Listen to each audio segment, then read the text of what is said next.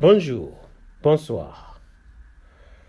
Hier, 12 décembre 2023, j'ai écouté l'interview de notre grand frère Jean Degly sur une radio de la place.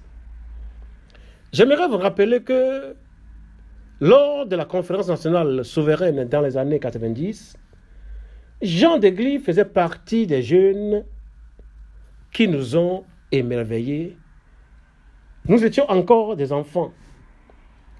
À les voir parler sur la situation politique de notre pays, le Togo, on était vraiment émerveillés. Mais des années 90 jusqu'à aujourd'hui, 2023, beaucoup d'eau a coulé sous les ponts. On parle de vide constitutionnel. Monsieur Jean Degly affirme que parce que le ciel ne tombera pas sur la terre, les Togolais ne devraient pas se préoccuper de ce que le mandat de l'Assemblée nationale soit arrivé à terme sans qu'il y ait eu de nouvelles élections législatives.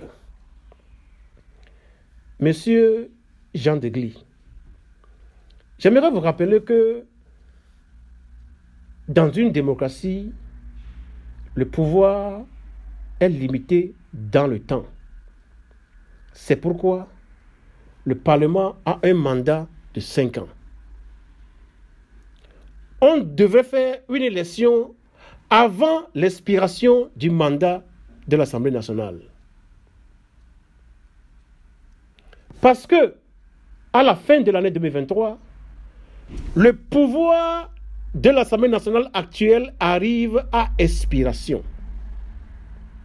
Donc, si cette Assemblée nationale agit encore, ses actions seraient en dehors de toute légitimité, parce que son pouvoir est arrivé à expiration. Vous savez, Jean Degly, des choses comme ça arrivent dans la vie des pays. Qu'est-ce qu'on fait? Dans les règles de l'art, le parti au pouvoir convoque des assises avec les partis de l'opposition. Ils se rassemblent, ils s'expliquent sur ce qui a causé le retard dans les élections. Qu'est-ce qui a empêché l'élection législative de se faire avant la fin du mandat de l'Assemblée nationale actuelle? Les raisons sont déterminées. Maintenant, dans l'intérêt supérieur de la nation, les partis de l'opposition et le parti au pouvoir font un accord.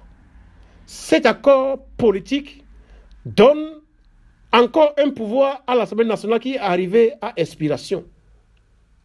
Et ce pouvoir est encore limité dans le temps. L'accord politique peut dire: nous accordons 4 mois de validité à l'Assemblée nationale actuelle. Et dans les 4 mois, des nouvelles élections législatives devraient être organisées. Mais, quand le mandat de l'Assemblée nationale arrive à expiration, le peuple a droit de s'inquiéter. Parce que cette Assemblée nationale n'a plus de légitimité, elle ne peut plus faire des lois. Si elle fait des lois, ces lois ne seraient plus légales. Monsieur Jean Degly, je suis un jeune politologue. En droit, je ne me connais pas. Mais je sais comment on règle ce genre de problèmes juridiques sur le plan politique. C'est là où ce qu'on appelle political management comes in. Un management politique entre en jeu.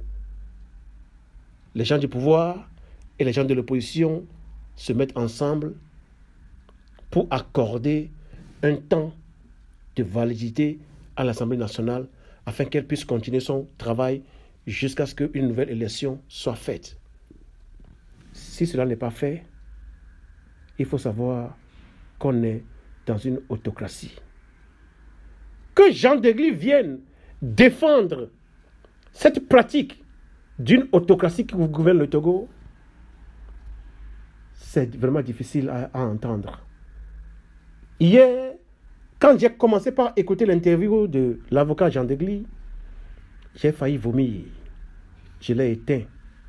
C'est ce matin seulement que j'ai pu avoir le courage de l'écouter. Je ne peux pas vous décrire mes sentiments. Vous savez, si le Togo est encore sous le joug de la dictature, ce n'est pas parce que le régime RPT est devenu RPT uni et fort. La faute est aux citoyens, à nous les citoyens togolais nous-mêmes. Je ne sais pas ce qui est arrivé avec nous. Nous avons appris à mettre les intérêts personnels au-dessus des intérêts de notre nation. Les jeunes étudiants qui ont commencé la lutte pour la libération du Togo le 5 octobre 1990, ces gens faisaient une lutte désintéressée. Malheureusement, les tontons et les tantis qui sont rentrés dedans sont des gens qui ne pensent qu'à leur intérêt personnel. Voilà la première cause de la longévité du régime RPT uni à la tête de notre pays. Maintenant, quand je pense à tous ceux-là qui ont été mutilés, qui ont été emprisonnés et qui sont emprisonnés, à ces millions de Togolais qui sont contraints à l'exil, quand je pense à ces Togolais qui ont donné leur vie, pour que le Togo devienne libre, quand je pense à eux, j'ai des larmes dans mon âme. Citoyens togolais, qu'est-ce qui est arrivé à notre cœur? Pour l'intérêt personnel, nous sommes prêts à défendre l'indéfendable.